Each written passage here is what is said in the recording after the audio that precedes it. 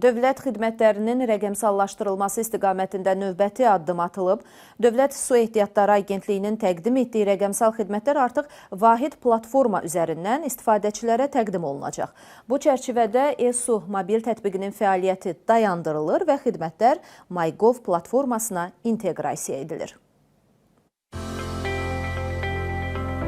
Prezident İlham Əliyev tərəfindən təsdiq edilmiş rəqəmsal inkişafın sürətləndirilməsinə dair 2026-2028-ci illər üçün fəaliyyət planının icrası istiqamətində Dövlət Su Ehtiyatları Agentliyi ardıcıl və məqsədyönlü tədbirlər həyata keçirir. Rəqəmsal dövlət xidmətlərinin bir pəncərə prinsipi ilə təqdim olunması üzrə görülən tədbirlər çərçivəsində mayın 12-dən etibarən e-Su mobil tətbiqi fəaliyyətini dayandıracaq və rəqəmsal xidmətlər artıq MyGov platformasında əlçatan olacaq.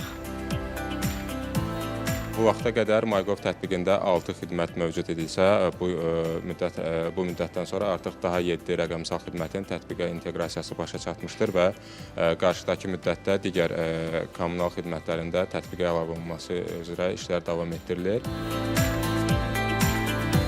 MyGov platformasında hazırda mövcud olan xidmətləri diqqətinizə çatdırırıq. Abonent məlumatlarının dəyişdirilməsi, sayğac göstəricilərinin təqdim edilməsi və hesab fakturanın formalaşdırılması, rəqəmsal müraciət, borcun araşdırılması üzrə müraciət, əhali qrupu üzrə istehlakçılara su təchizatı və tullantı suların axıdılması xidmətlərinə dair son 12 ay üzrə faktura və ödəniş məlumatlarının verilməsi, yəni arayışın verilməsi, su borcunun internet vasitəsilə ödənilməsi.